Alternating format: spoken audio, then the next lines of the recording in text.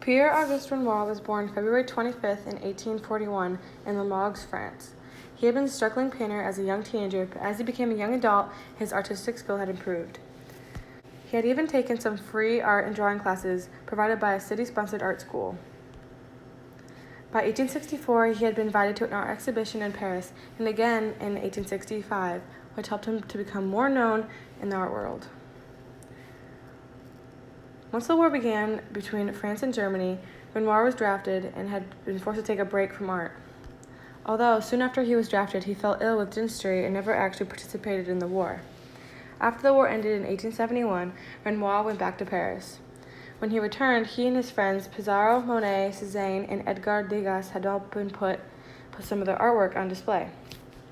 These pieces of artwork had been known as impressions. These impressions included a generally lighter palette, which gave each of the work a warm, sunny, and happy feeling. This allowed him to introduce himself and his work to publishers who may advance his career, such as Gustave Flaubert and Émile Zola. People such as them have been friends of the Carpentiers. They had given Renoir portrait commissions during the 1880s, and he had made several inspirational journeys, courtesy of these commissions. Some places included Algeria, Italy, and southern France. These trips truly inspired him because while he was away, he had painted about 3 of his most famous paintings: Dance in the Country, Dance in the City, and Dance at Bougival. From here, his fame grew and he became more known.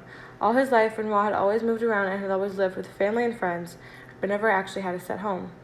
By about 1890, he had married Aline Chargat and began to start a family, although he had already had one son, Pierre, who had been born in 1885. Renoir's family had been included in a number of his paintings and sculptures. While his children were young, he had gotten rheumatism, which is a disease he had gotten around the 1890s. This disease had stuck with him for the rest of his life. Years later, in 1907, him and his family had moved to Cogny-sur-Mer, France, where he had a nice home for his family. At this home, he continued to paint when he was able to, although his disease had continued to progress, which had eventually disfigured his hands. A few years later, when he was put into a wheelchair after suffering from a stroke, he had continued to make artwork until his death, and he had hired assistants that had helped him to make these sculptures. He had passed on December 3rd, 1919. He had lived just long enough to see one of his paintings bought by the Louvre, which was a high respect for anyone in the art world. When he died, he was buried next to his wife, who had died 4 years prior to his death. Renoir's work had been inspirational to many artists till today, and his artwork, which there's over 200 different works, had been put in museums or bought by art lovers. Takes inspiration from the Romantic paintings of Eugene Delacroix, particularly the 1823 painting Orphan Girl at the Cemetery, in which the subject's dress at the top also hangs off her shoulder as seen in this painting. And also the realist works of Gustave Courbet is an example of transition into Renoir's style that was made a more formal style rather than a loose impressionist style. Impressionist painter. He explored Renaissance paintings, and this painting seen above, or seen in this slide, is Girl with the Watering Can, one of his most famous paintings. Renoir was one of the first impressionists to perceive new limitations of art based primarily on sensation, optical sensation, and light effects. He reasserted the necessity of composition and new structures in modern paintings, which helped him to create his more structured, monumental style that was acknowledged by people interested in high Renaissance art, since the Renaissance was the time that he lived in. He and Pissarro, Monet, and Edgar Degas showed their works in Paris in 1874, which became known as the First Impressionist Exhibition. Although Renoir was an Impressionist leader and was in the first and second and third Impressionist movements, he was not in the fourth or fifth. His famous works of art were Girl with the Watering Can, created in 1876, a very important Impressionist painting; Luncheon at the Boating Party, created in 1882, Girls at the Piano, created in 1892, and Dance at the Bougival, created in 1883. Girl with the Watering Can was one of his most famous because he was an Impressionist, and that painting had to do with Impressionism. It was also seen as very fashionable to have the paintings that he made in your houses, so mostly only wealthy people could own his paintings. And going from left to right, the painting to the far left is Girl with a Watering Can. The one in the middle left is Luncheon at the Boating Party, which was the one created in 1882. The one second from furthest to the right is Girls at the Piano, and Dance at the Bougival is the one all the way to the right. In this painting by Renoir, it shows a young woman with dark curly hair. Her curls are more of a wave instead of a tight curl, and it's really dark brown to black hair. She has a sorrow look on her face. She also has gold earrings in, which look like they have like a leaf kind of texture to it, and they're hoops.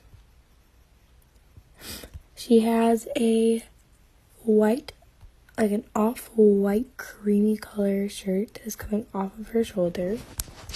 As you can see in this picture, it's only coming off on her left shoulder. On her right shoulder, it's actually on. You can see the brush strokes flowing through her shirt, which show the grays and whites and all the different colors used to create it. She also has orange vertical striped skirt, and it's a little oversized compared to her shirt in this picture. Her skin is pale and really subtle and calm, and the colors in this painting give like a subtle look to it, and it calms you and soothes you down.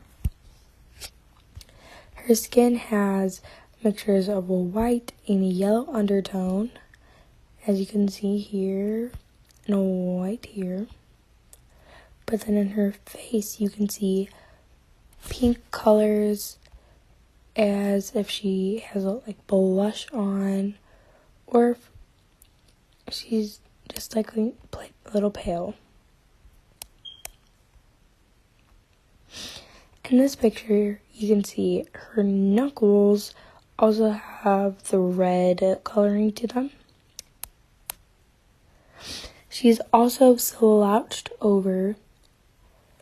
As you can see, her back is going down and like her shoulders are a little moved in. She's holding flowers in her hand, and once again you can see the redness in her fingers. The scenery is a green background with like bushes and trees and a bunch of different greens coming together. As you can see, she is sitting on a rocking chair, I believe. She's just sitting in some type of wooden chair. She has a very sad, depressed look on her face, as if she's staring up into space. She has honey brown eyes and very slightly curved and arched eyebrows that are feathered at the ends. Her lips are very small and hard looking, and her eyes curve down, and it helps reveal the sad look. She also has a red ribbon in her hair, and you can see the double chin down here, and it just looks as if she's lost in her own mind, like she has a lot of things going on.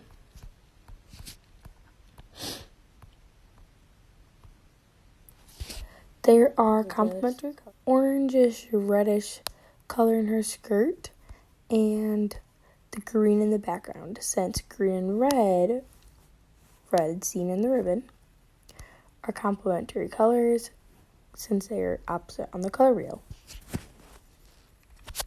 Here there's more green in the flowers, a little bit of reddish all over her skin tone. The things that she's thinking can be seen differently by many people, there can be over 1,000 things that she could be thinking right now. Some might say that she's thinking about a specific someone.